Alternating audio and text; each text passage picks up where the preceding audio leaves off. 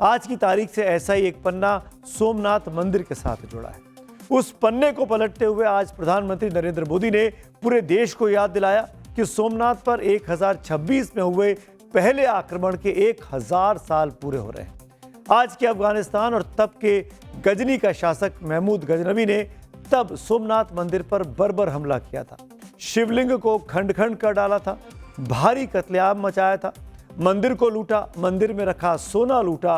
वैसे तो महमूद गजनवी ने भारत पर कुल 17 बार आक्रमण किए थे, लेकिन सोमनाथ पर हमले की वजह से वो इतिहास में कुख्यात हो गया। वो हमला इतना विध्वंसक था कि भारत सदियों तक इसे भूल नहीं सका।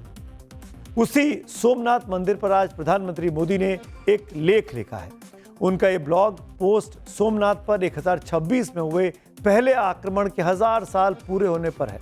पीएम ने इसे सोमनाथ स्वाभिमान पर्व नाम दिया है और सोमनाथ हमले को मानव इतिहास की सबसे बड़ी त्रासदी कहा।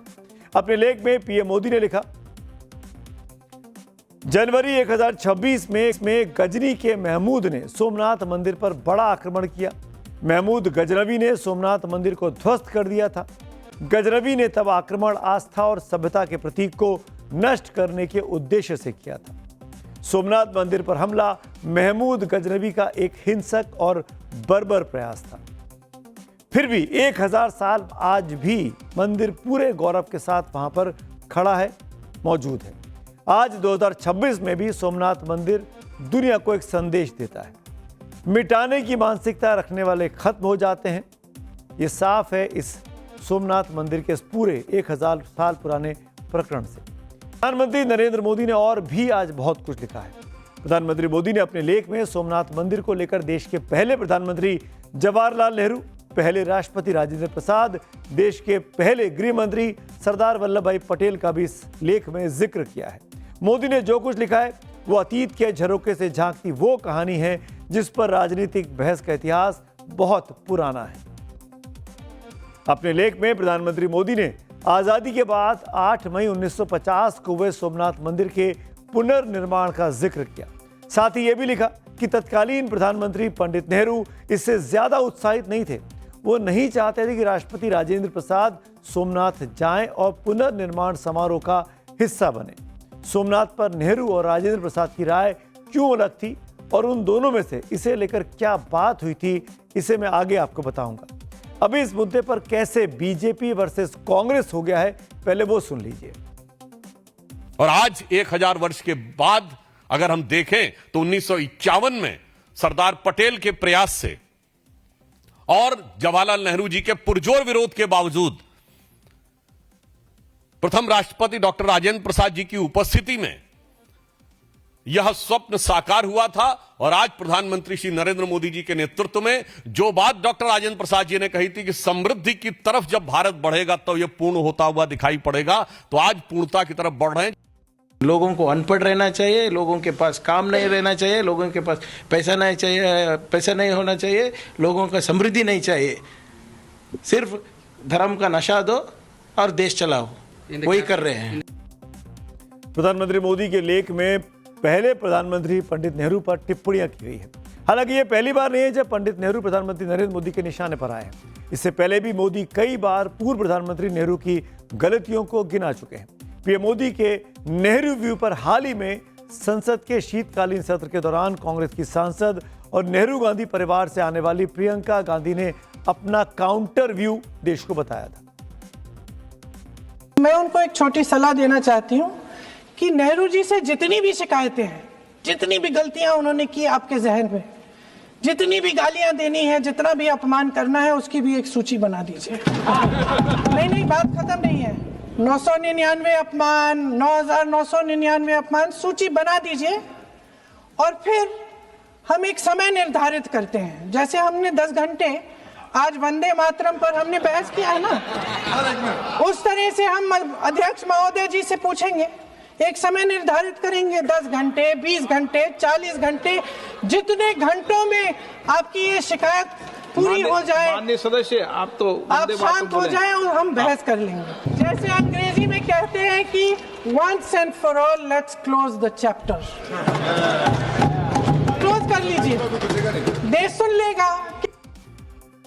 दरअसल इतिहास गवाह है, 1951 में सोमनाथ मंदिर का जीर्णोद्धार भी विवादों के बीच हुआ था।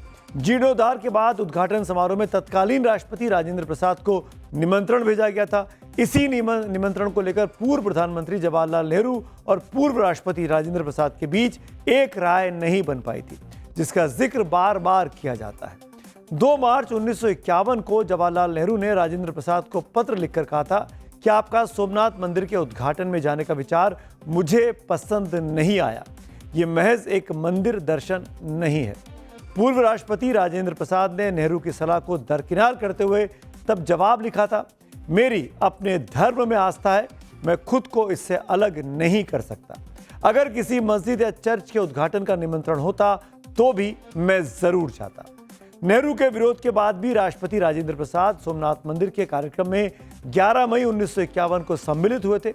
मशहूर पत्रकार दुर्गा दास ने अपनी ही किताब India from Curzon to Nehru and after में लिखा है कि तब नेहरू इतने नाराज हुए थे कि उन्होंने सूचना प्रसारण मंत्रालय को निर्देश जारी करके राष्ट्रपति के मंदिर कार्यक्रम के प्रचार प्रसार पर रोक लगा दी थी। अब सवाल उठता है, नेहरू ने राजेंद्र प्रसाद को सोमनाथ मंदिर के समारोह में शामिल नहीं होने की सलाह क्यों दी थी? वो समारोह 11 मई 1951 को हुआ था, जैसा कि अभी मैंने आपको बताया। तब देश अभी बंटवारे के दंश से उबरने की कोशिश कर रहा था। बंटवारे के दौरान हिंदू मुसलमानों को बीच खुदी खाई अभी पूरी तरीके से पटी नहीं थी।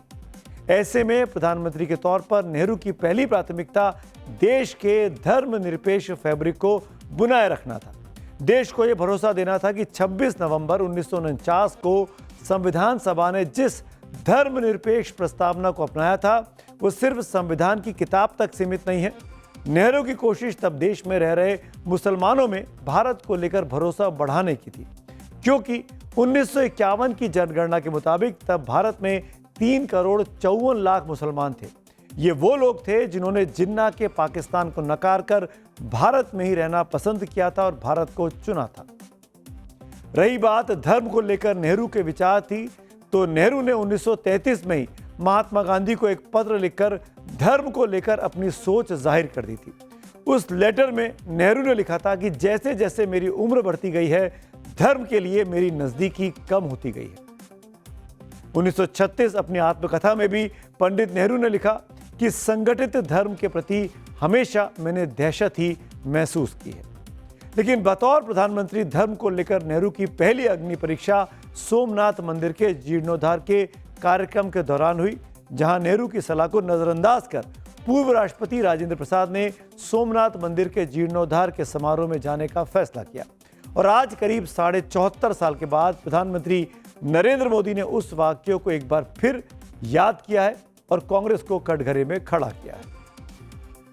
अब आइए अब बात करेंगे आज की अगली कहानी की, और ये अगली कहानी दिल्ली में सर्दी के बढ़ते सितम की है। और ये सितम सिर्फ सर्दी का नहीं है, सर्दी की व्यवस्था को लेकर भी है।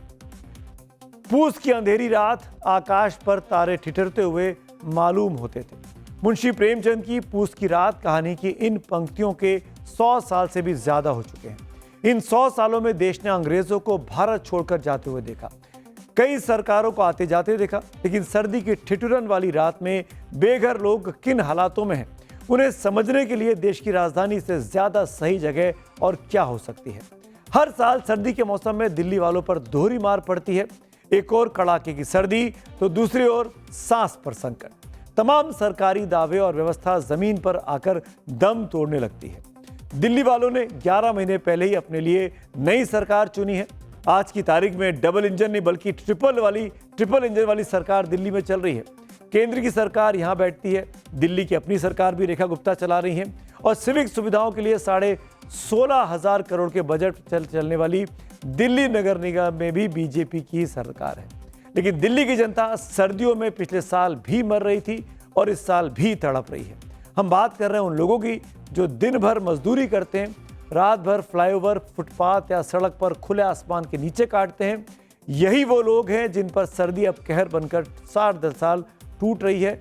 अलग अलग रिपोर्ट में दिल्ली में ठंड की वजह से लोगों की मौत की अब खबर आनी शुरू हो गई है। पिछले 15 दिनों में जो अब तक खबर हमारे पास आई है वो ये बता रही है कि करीब 2 दर्जन से ज़्यादा लोगों की मौत की खबर है। अखबार इसको लेकर, सोशल मीडिया इसको लेकर लगातार लिख रहे हैं, ट्वीट भी कर रहे हैं। कि दिल्ली में सर्दी की वजह से कितनी ज़्यादा मौतें हो रही हैं।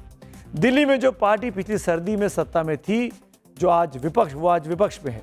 अपने 10 साल के कामकाज के आंकड़ों को अगर देखें तो वही पिछली सर्दी में विपक्ष वाली पार्टी जो आज दिल्ली की सरकार चला रही यानी बीजेपी, उन्हें ठंड से मौत वाली रिपोर्ट पर विपक्ष की चाल अब नजर आती है। सुनते हैं आरोप प्रत्यारोप को। पहले लगातार रिपोर्ट आ रही है। हाँ।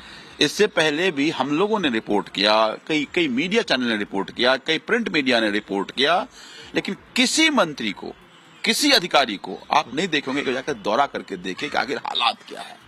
तो ये सब लोग सत्ता में लोगों को झूठे वादे करके आ गए।